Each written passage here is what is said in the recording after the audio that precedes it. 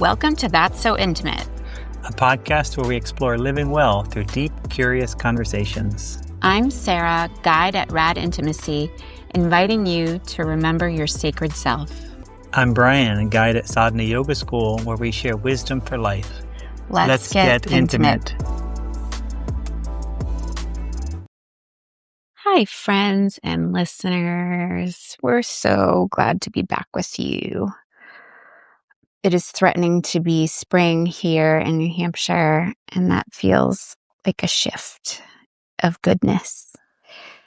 And I'm feeling some gratitude for how the earth slowly unfolds and opens up for spring. Saw my first little sprouts pop through the earth, and it occurred to me that maybe gratitude is something we should talk about today. It surprised us both, actually, that we had yet to mention this word or talk about it. After 35 episodes, we're finally getting to gratitude. So should we define it? Yeah, let's define it.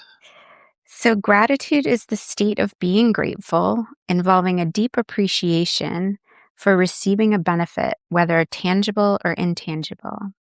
It is a positive emotion that recognizes goodness in life and acknowledges that the source of that goodness lies particularly outside of oneself.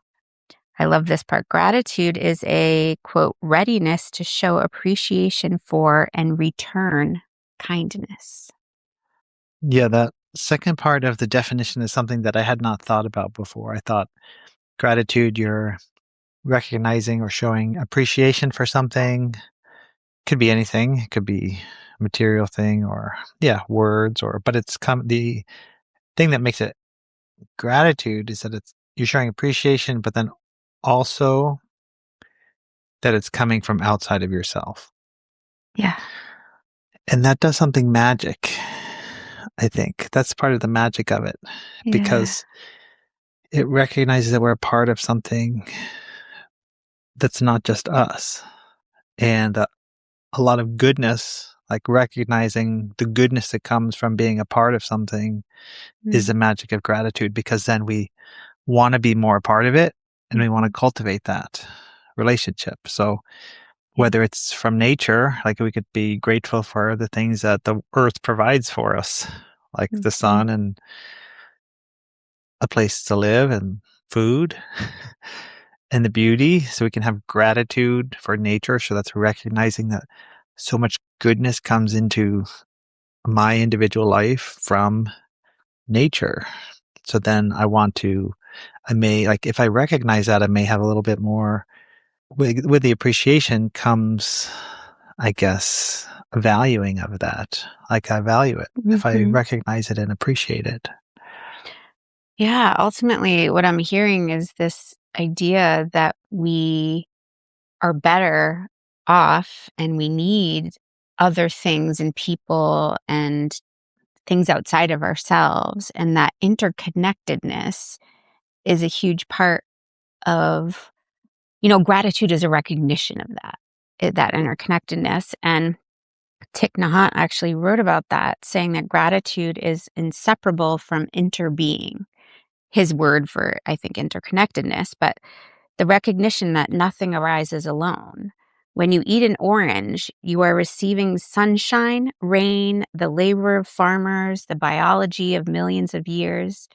So that gratitude is this, when practiced this sort of deeply and consciously, it dissolves that illusion of isolation, of, the loneliness of, I have to do this all on my own. And if we think about the orange and recognize the rain is required or contributes to the orange, which adds so much goodness to my life, then I have appreciation for the rain, which means my relationship with the rain shifts. Whereas if I don't think that the rain brings me anything, maybe I would just assume it never comes. But if all of a sudden, wow, this rain brings me an orange, then I love the rain because I love the orange. Right. And so for things that people tend to sort of like complain about, like actually someone said to me yesterday, because it was quite a rainy, kind of one of those gray, rainy days, the entire day, said, oh, quite the day we're having, kind of like, what a mess all this rain is. But if you have that perspective, it's interesting. There's two things happening there, right? There's this interconnectedness of somebody's reaching out to you to comment on the rain. So you don't want to like shut that down by going like, we should appreciate it. But also it's like, I don't know, there's two things happening there, that you can be grateful that that person's reaching out to try to connect with you in some kind of way. And you can be grateful for the rain. And how do you navigate that can also be interesting too, right? Like it's like, yeah, you could say it's kind of annoying. I kind of said this. I was like, oh yeah, it's a lot, but it's also reminding me that spring is coming. It's a sign of spring, and that's exciting to me. Like, so it was Mhm. like both honoring both sides of it, I guess.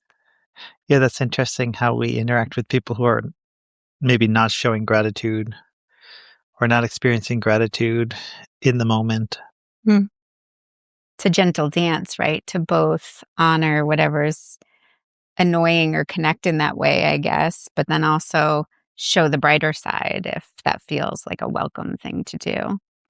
I also think I want to bring up another way that like gratitude can be sometimes threatening to people, right? Is yeah, if you are making connection with someone over a shared grief or frustration about something, it might be hard to like shift that narrative and keep that connection.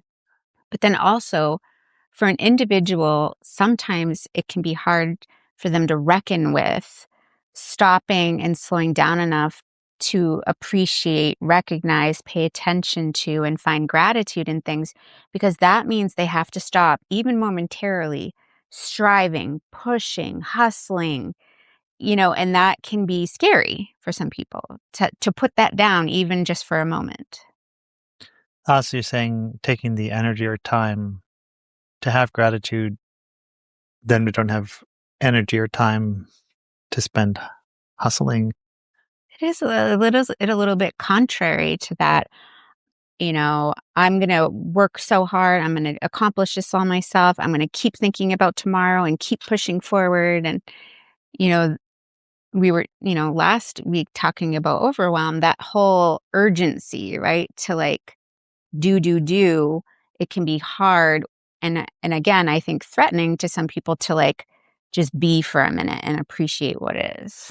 So what's going on there? Is that like the expression taking things for granted? I don't even know that there's a recognition that they're taking it for granted. It could be that. It could be like, oh, I just expect that I have this house and I have this whatever until something goes wrong with it or whatever. But I think it's quite literally that urge or internal drive to prove oneself or to secure something for the future, that we can't really recognize what's good about the now. Is there kind of a tunnel vision of in like we're looking through the small we're only seeing a small section of life or of our life and seeing the impact that we have on that small section and not seeing everything else? Like, yeah, not seeing that the house that we have or the Mm. food that we have as contributing to our Hmm. life. We're just seeing what we contribute. So then we feel that we need to just like keep going, going, going. Whereas if we have gratitude, we recognize, wow, the farmers grew this food. I didn't have to do that. And yeah, I pay for it, but it's like Hmm. so little time compared to having my own garden.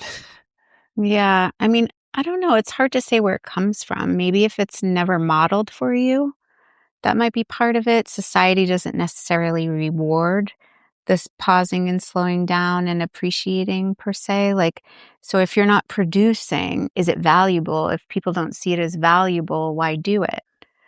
But that brings up an interesting window into, is it valuable? And I do want to say, like, research does suggest it very much is. In fact, Brene Brown did some studies. She's sort of that queen of vulnerability and taught us a lot about that over the years. But she brings up this interesting, like, dichotomy of if you're in pain or struggling with something, that you can also be grateful in that, and that does good things for our nervous system. And I think that's the hardest time sometimes to remember that we can be grateful. Like, if something really hard is happening, being able to hold both. Like, I can both be in pain and struggling, and I don't have to ignore that or bypass it. Like, so gratitude isn't that, like, I'm gonna pretend that everything's hunky-dory and rosy and just say that all this stuff is great. Like, it's not meant to be fake. It's meant to live in reality as, like, a true practice. In doing so, inviting in that gratitude and having those things coexist, it helps to orient our nervous system to be able to, like, hold what life ultimately is, right? Is are both of these things together pretty much all the time. So all that to say, for those people who don't want to slow down because they want to produce, recognize that part of this practice is good for you, good for your nervous system. It is producing something within you, which is a sense of calm and ease and the ability to be able to face potential hardships in the future or even in the moment. I'm trying to think about why we wouldn't be naturally grateful. Like, why wouldn't it be our first response to recognize the goodness that comes from everything outside of ourselves? Hmm. And then thinking about how I've been, seeing lots of things the last few years, talking about the US and our culture being very individualistic.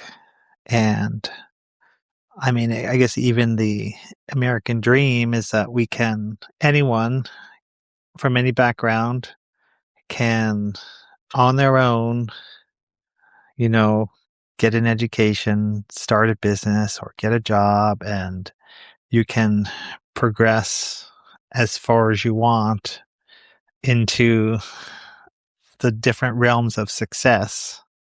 And the individual is kind of like can go on that journey. It's interesting that we have that story that the individual does that. And yet that's a story that we have in the US because I guess the social structure that we have allows that to happen. It like Mm, supports it. right. There's actually so much support in that, like so much to be grateful for to be in that environment to allow the individual to do that. So it both like having the story that the individual goes through this journey kind of makes me think that that would be kind of anti-gratitude. It's like, I'm doing this, I'm getting the education, I'm doing this work, I'm creating my own success.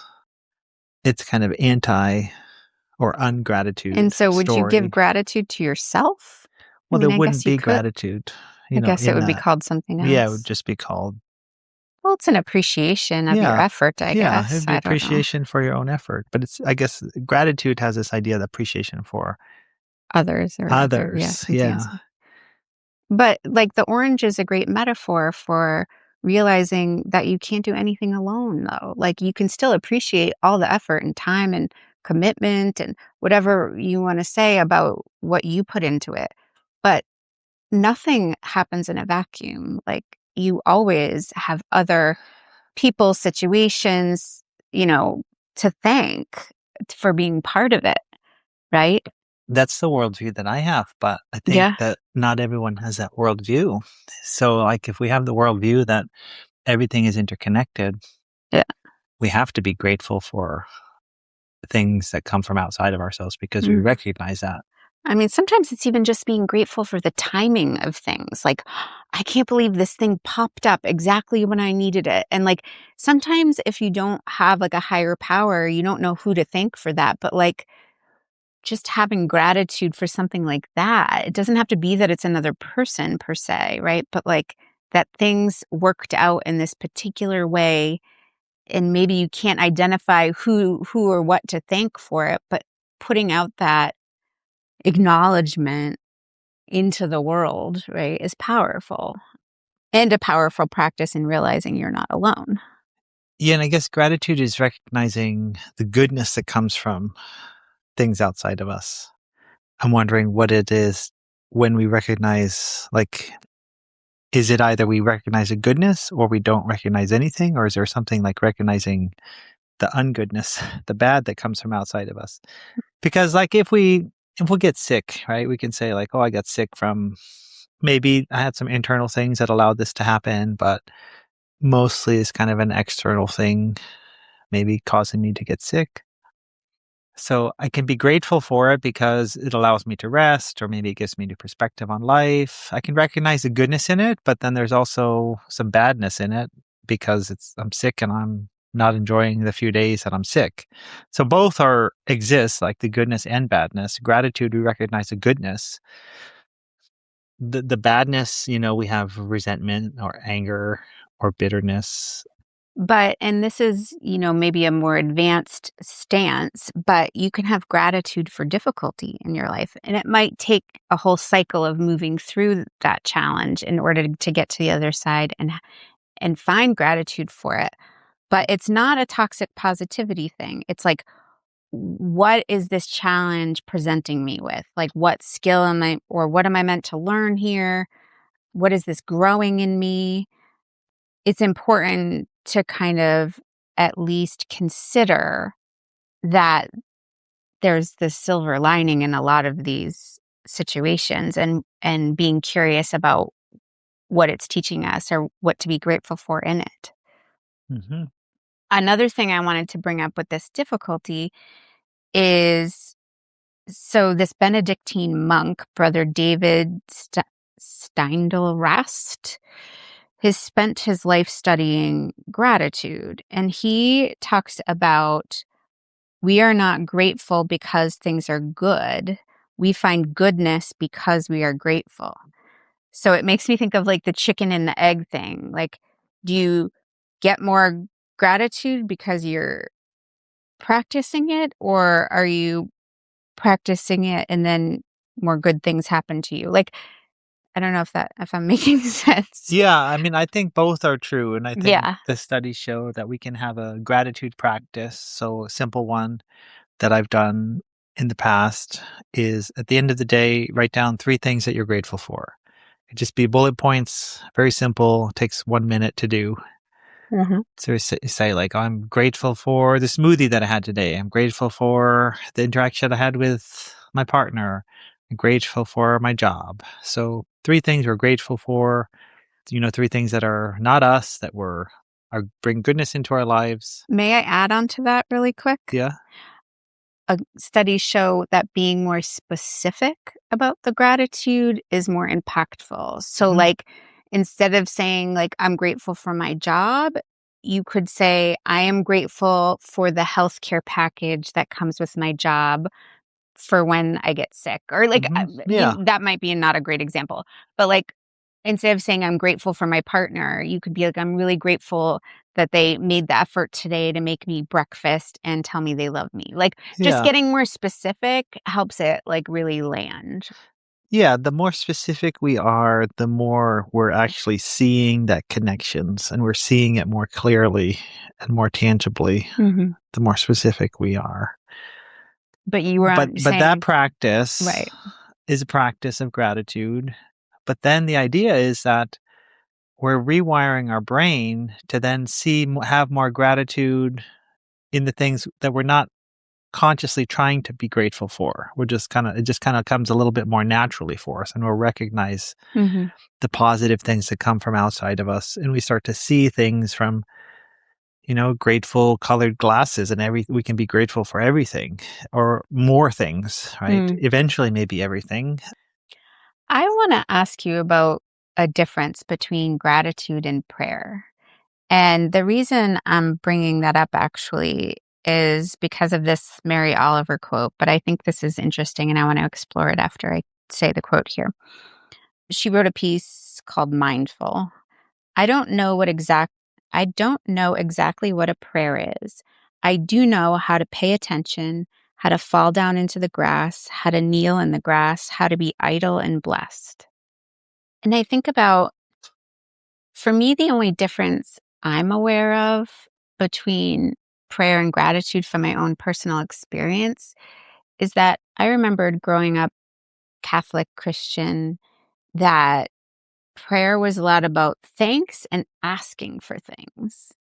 So it's like, I'm grateful I have this bread to eat, and also bring me a pink pony. Like, you know what I mean? It was a little bit self-serving, and maybe for me, felt like it was reinforcing that individual, sometimes materialistic thing. I guess maybe that was just my own unique experience. But what I love about gratitude is it's not asking for anything. It's just sort of noticing how things are. And from what I notice, what can I find, like this beautiful thread of love and kindness and abundance and enoughness and contentment? Like, what's beautiful here? Like, what can I just notice and not feel the need to strive or ask for something? Do you think there's a difference between prayer and gratitude? I think there is. I'm not a big prayer expert at all. Me neither. One teacher I had, he would like, I know meditation pretty well, prayer not so much, but he said that the difference of prayer and meditation is prayer is talking to God, he would say. Hmm. So kind of the asking aspect. Yeah. Meditation is listening. Ah, yeah. But both, I think, or like if we're saying, like, let's say we're talking to the universe or God or whatever you're praying to, there is a recognition that things come from outside of us. Yeah. In that, in order to receive, like ask for something from somebody besides us, Mm. it means that we recognize that we receive things from somebody beside us. So it's kind of linked to gratitude in that, in terms of the recognition of the good that comes from outside of us. Prayer is maybe a part of a gratitude practice, I could see. Mhm. Because it's recognizing, yeah, I don't like things come from outside. I want more good things to come my Yeah, yeah. way. Mhm. But recognizing what already exists that's good, that's what I love about gratitude, is because Mm-hmm. nothing has to change Mm-hmm. except for maybe your perspective, Mm-hmm. right? And so it's everything is just as it is, and how can you put your rose-colored glasses on kind of and just see it as beautiful and enough? And we mentioned this phrase maybe a few weeks ago, this gratitude rampage practice that our friend gave that name to, which is sometimes if I see a spark of beauty, I'll just grab my notebook and I'll start with that and then just see what else flows. And that actually happened for me yesterday. I have it here in my notebook. I was feeling just really lucky to have what I have in my life, be where I am, loving who I love, doing what I'm doing, just feeling really lucky. It was, and maybe that's similar to gratitude and or being blessed, right? Like I just feeling blessed. And then I just kept going, and going and going and thinking like, how else am I lucky? And so I think like whenever you get this like inkling, this sliver of like, wow, look at how pretty it is out today, or wow, that person was so kind to me. Like, see if you can like take a moment to just dive deeper into that feeling and see what else comes up. For me, journaling is such a great way to like let that keep free flowing. But if you can just do it with your thoughts, I think it's a good way to start, like a really organic way to start. Like what you said about like before you go to bed or when you wake up, having this really intentional practice is also really important. But sometimes if it just comes out in regular life, Mm-hmm. keep following that thread. That's what I would say. Interesting to hear that term lucky, like as a substitute for gratitude. Like I'm grateful or I'm lucky. Hmm. Luck has this connotation of a flip of the coin. Like it didn't have to be that way. Like it could have gone Yeah. another way easily, Yeah. but turned out that, you know, the right number was drawn. So this is the life that we have, or this is the day that I have. Some kind of randomness to it. Yes and no. Like for me, I think of it as alignment, like the right people, the right environment, the right timing. Like all these things had to like happen in this sort of magical way that I don't really understand the patterns of. And so I feel lucky that like you came in my life when you did. Like I have the home I do, like my kids are who they are, like whatever it is, like but that all just I don't know, whatever's divine and wonderful, whatever forces are out there, like contributed to that, right? But is there luck in that? Or are we using lucky in a different term? I think I can't pretend to understand what goes into it. So some part of it feels like I won the lottery Yeah. of look at how my life is. Like, Mhm. and I love that feeling. Like, because there's been so many points in my life where I'm trying to get out of something that feels restrictive or uncomfortable or not a good fit, not aligned. And so when I'm like, this is all aligned and I get to live like this and be like this and be around these people and like, how lucky am I? And so like, maybe it is the wrong word. I don't know, but that's what comes to mind naturally, or it's just a universal thank you. Thank you so much, Mhm. universe, for what I have, what I've been given. Do you know what I mean? Yeah, when I think about the lucky being lucky in that sense, it's like not everyone on earth has the same situation. So it's kind of Privileges and yeah, so it's resources. like, And wow, it is lucky to have because we could have this. been born energetically, I feel like you can be born into any situation, right? Yeah. Like, and it's not without its hardships, but like, it's a pretty good thing I've been dealt, I guess, is what I'm saying. Or I've made some good choices in it and had the help of good people and like maybe again timing was right. Whatever the forces are, all kind of came together in this beautiful way, you know? Mm. How do you think about like where you are now? Like is luck not a word you would use? Like what would you use to describe that for yourself? I resonate with the term luck. I just think it's interesting to use the term luck because for me, it's kind of like the roll of a dice it brings up. And there is some of that, but there's also a recognition. It's kind of like more recognition that kind of like the idea of gratitude. Like it's generally better to just recognize the goodness in things and to recognize the good luck that we have rather than to recognize the bad things that are happening and the bad luck that we have. Mm. It But just can you hold it just both? yeah, both are true and we experience both, but which Yeah, one do we focus on, right? Which one exactly. becomes the main event in our life? Do we have the Yeah. story that, oh, I'm so unlucky and I'm so resentful for this person or for this organization or Yeah. this thing that wronged me?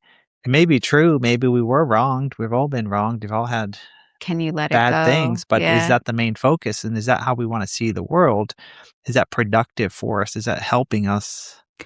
You know, I Or, think a lot of people don't think that they have the agency to make that choice, or it's not really clear that they can choose a more positive lens through which to look at their circumstances, even if they are difficult circumstances.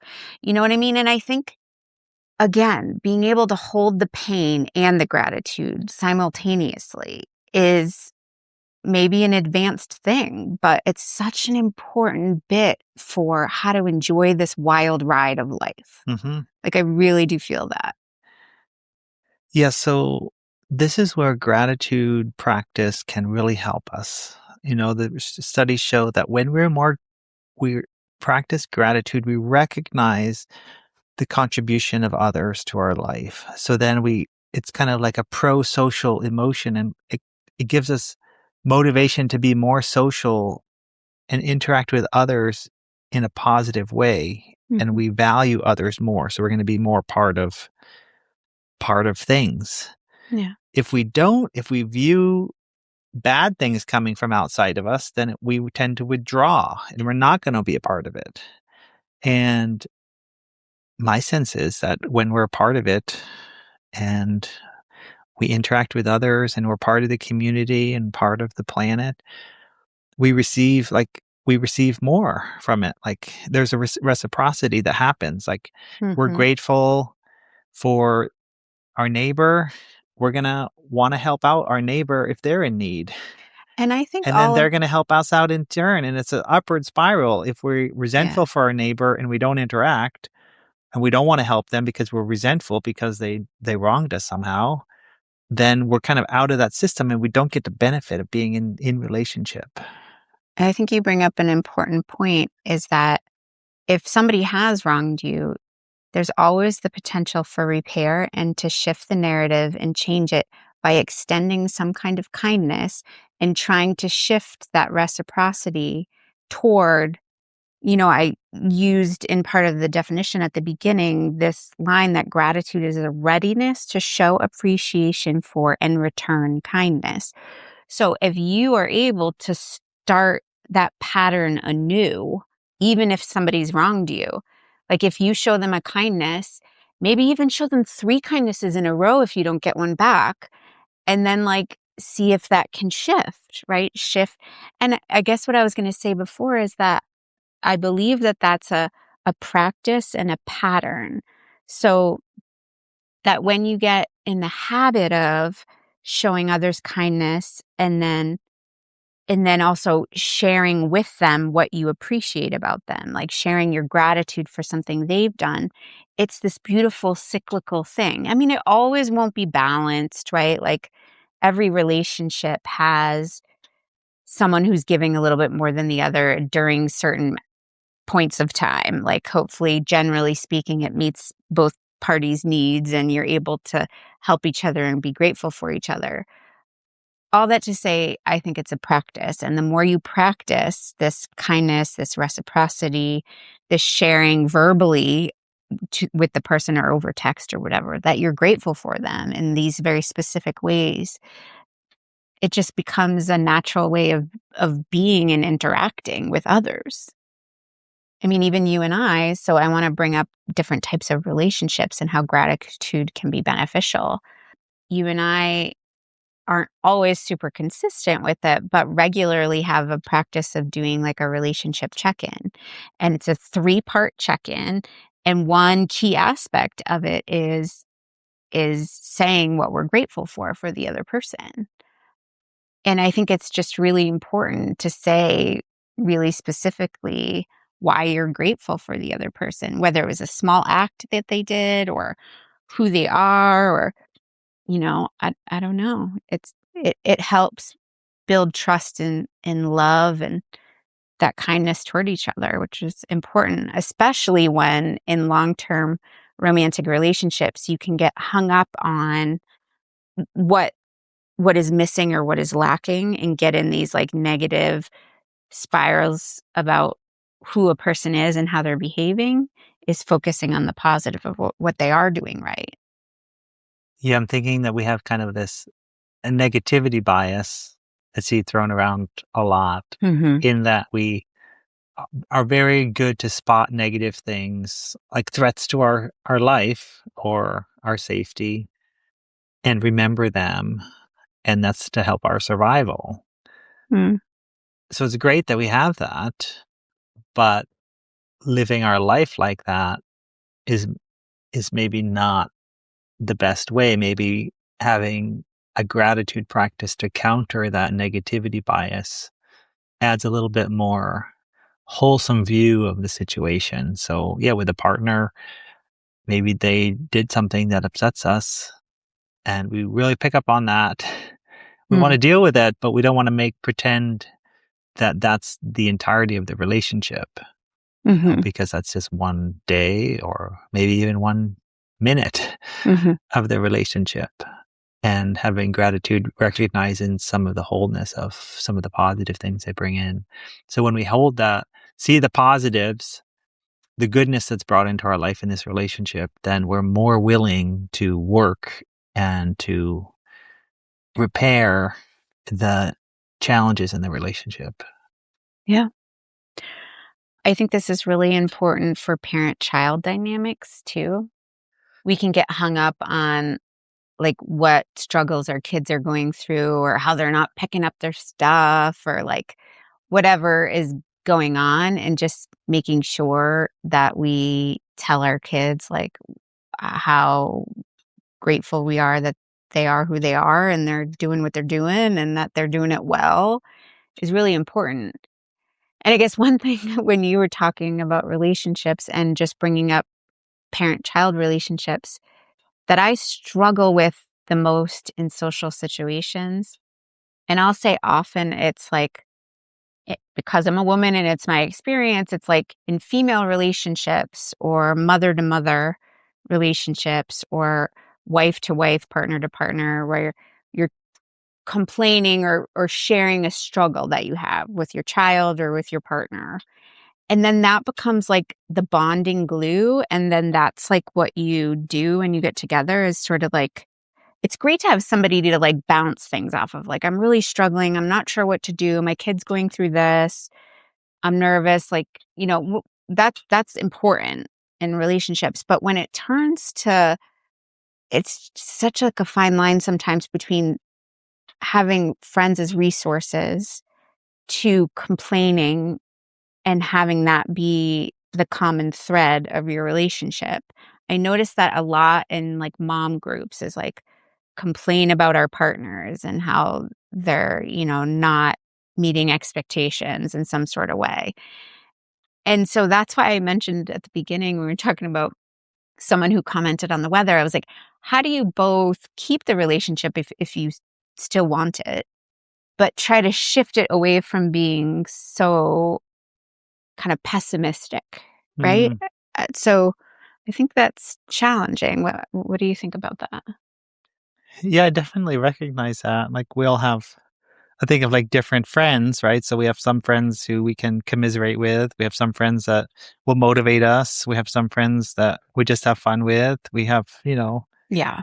different types of friends, and I guess if you're in a friend relationship and it's kinda like just, like, always talking about negative things, maybe that's not the healthiest. I mean, maybe it's great for a time in your life when that's how you're feeling and that's what you need. But who's responsible for shifting that? I guess that's what I'm saying is it's people aren't one dimensional. Just because you Yeah. do that when you get together with that friend, that's not all they are. So like maybe if you take the initiative to shift the dialogue a little bit, maybe that just changes what you do when you get together then.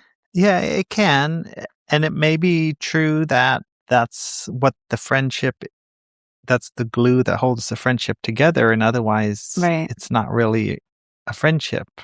Okay. Yeah. So, I mean, I've been thinking about what is friendship or what is a friend recently, and there's different types of friends and different types of relationships and different things that hold people together.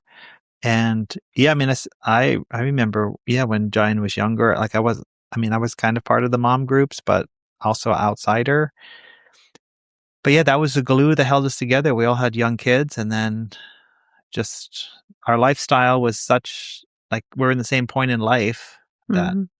we liked talking like about the kids. So my other friends that their kids were older or they didn't have kids, they didn't just love talking about the kids all the time. Sure. So it's like that was the thing in common. So then when that changes, kind of the friendship changes.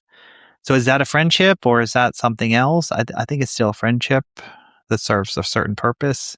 Hmm. Is it your soul friend that you're going to be friends for life? No.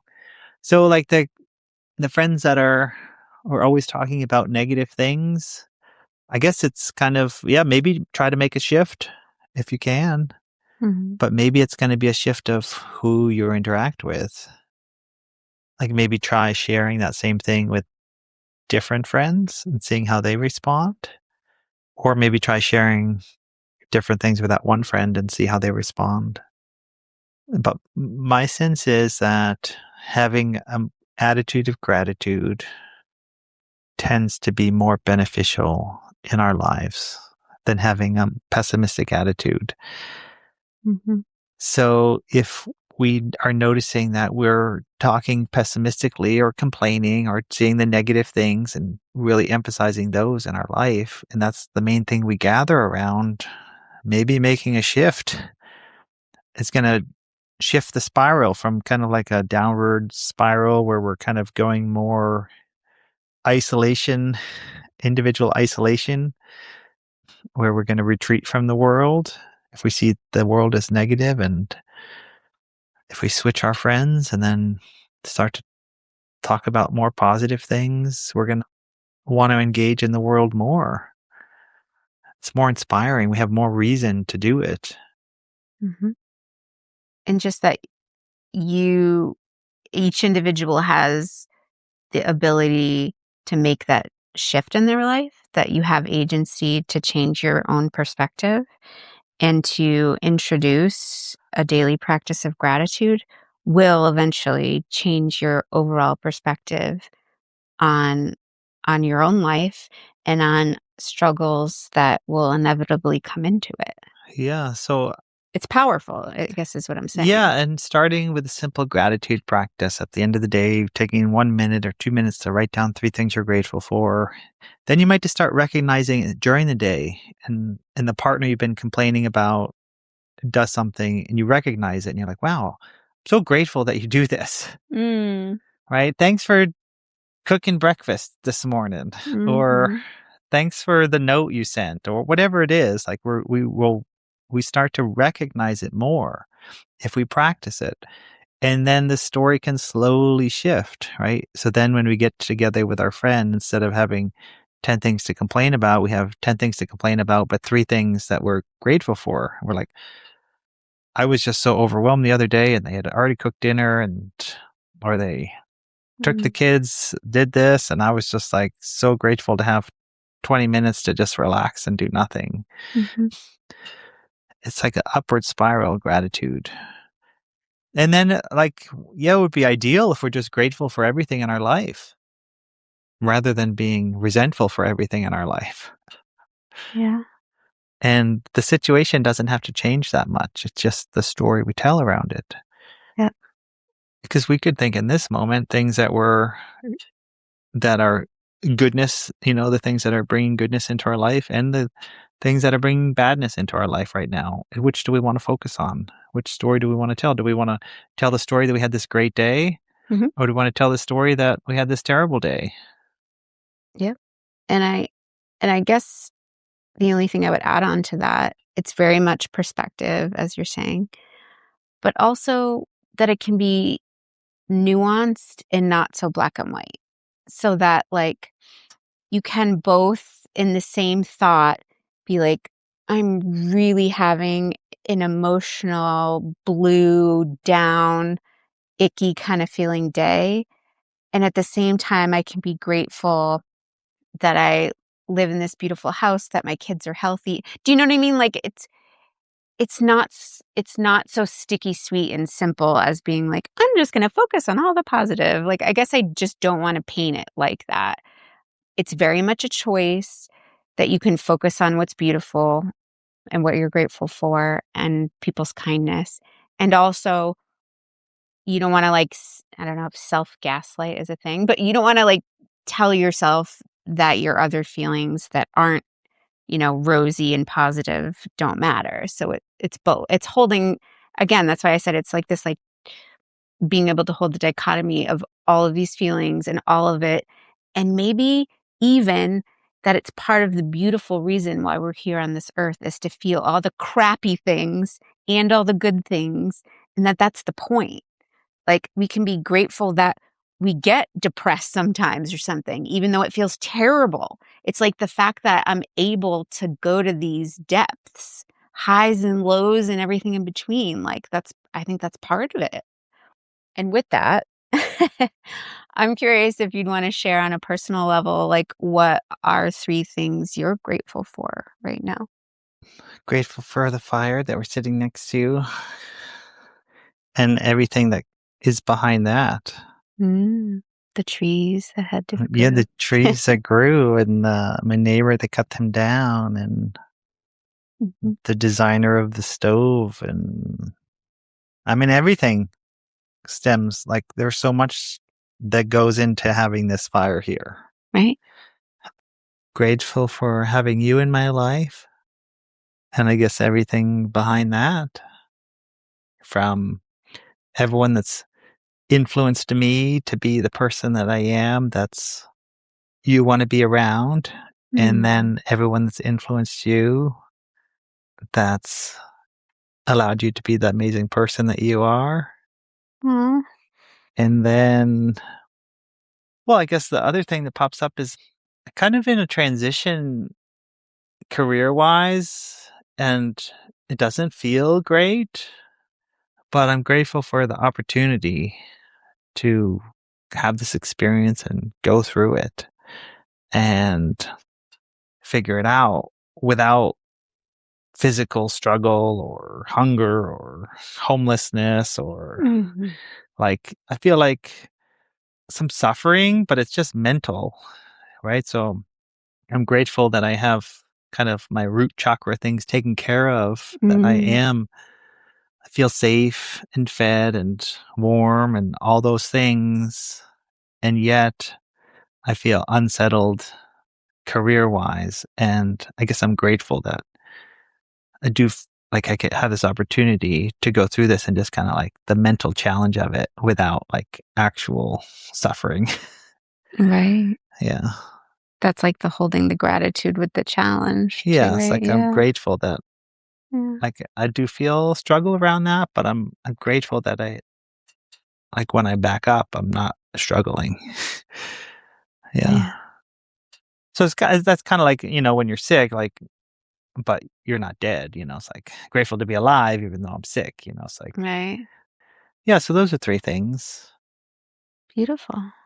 What about you? What are you, four things that you're grateful for? You're just so full of gratitude. I'm sure you got four. You know I do. Yeah. So yesterday when I was feeling that I'm really lucky, it had a lot to do at the start with the feeling of place.